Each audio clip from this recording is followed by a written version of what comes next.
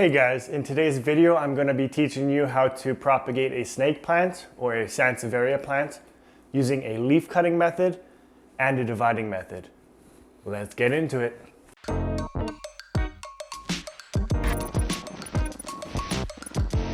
Hey, this is Devin from Prepping to Survive, where I help you live a simple, safe, and happy life. What I'm going to be doing is using this snake plant for the leaf cutting method, since it's just one plant by itself. And this pot, I'm not sure if you guys can see it, but it has 4 different rhizomes, which I'll be turning into different snake plants. On top of the plants over here, you guys are going to need something to dig into the soil with, and then something to cut your plants apart, and a pot to put your new plants in.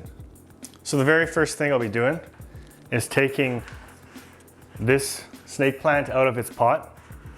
And I'm going to use as much of the soil as I can. I'm just going to amend it a little bit by putting it into this fresh compost that I got from my garden.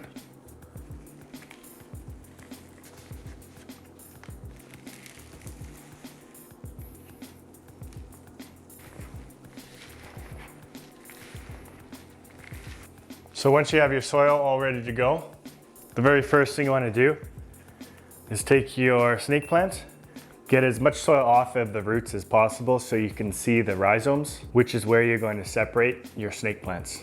So as you can tell, this piece here, this root piece here, goes in and through. So what you want to do is you want to find roughly where it breaks off on the plant. So I can tell right here, it connects. So you take your scissors, go in, try to not damage as much roots as possible, give it a cut. So this is one, keep the rooting system as much intact as possible, as you can see. And you do that again. So this looks like it was the main one right here. Then these ones all broke off. So I am now going to have 4 new snake plants. If you guys are enjoying this video so far, consider subscribing and liking. It does help the channel quite a bit. And keep being awesome. Let's keep going. All right, so we'll go as close as possible. There we go. It's a bit tangled right now. Be gentle. There you go. There's another one. So we now have 4. 1, 2, 3, 4. So now I'm going to put this broken apart snake plant into this pot, and I'm going to do the same for all 4 of the ones that I just broke into separate plants.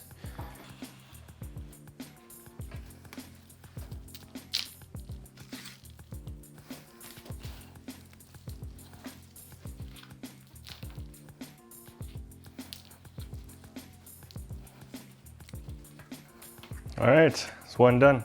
So what I'm going to be doing instead is the pots that I had for the original plants. So I'm going to have 1, 2, 3, 4, 5 different pots. So I'm going to break it apart a bit differently.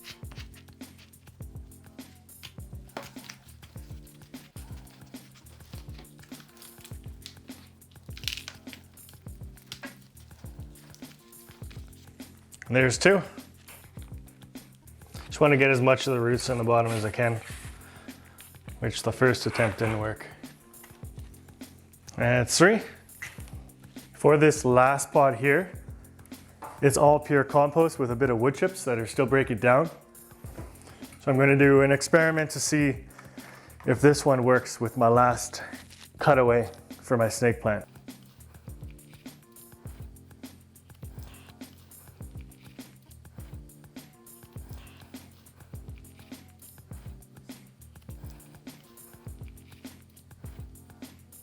So for the leaf cutting process, instead of me putting it into soil, I've decided to put it into water. So as you can see, I've got it up to about 1/4 of water.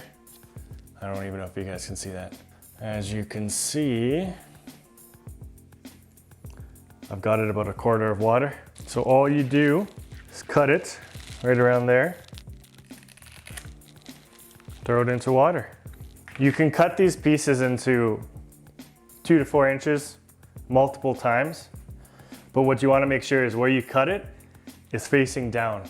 If you don't have it facing down, say you had it this way, it's not going to root or any of that stuff. It's not going to grow. So you want to cut it and make it always facing down. And for the first couple days, so the first 3 days, don't put it in direct sunlight. You want to make sure where you cut your snake plant has the time to callus over, so it has the strongest chance of surviving. Small one might not survive, but we'll try it out. So this is what it's going to look like. Where you cut your snake plant, it should be facing down in the water, or you won't get growth and roots, and your cuttings will eventually die. A glass jar is the best because the sun can get through, and it helps it hold the plant straight up and down, which is what you want. You don't want it going sideways or too much in the water.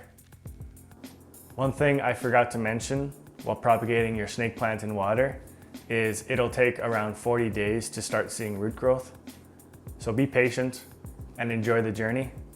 The cool thing, if you do it in a clear glass, is you can see the progress as it happens.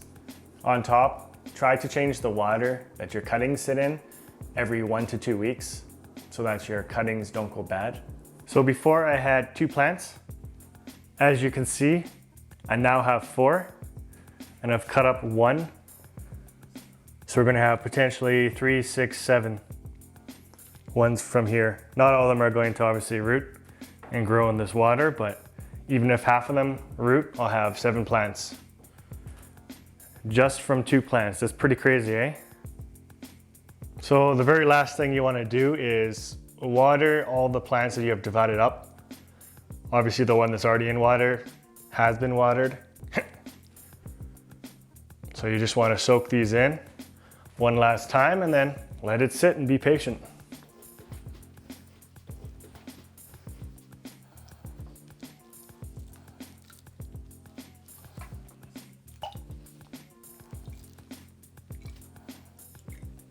Thank you guys for watching this video. It was something that I needed to do for a while now, but everything worked out in the end.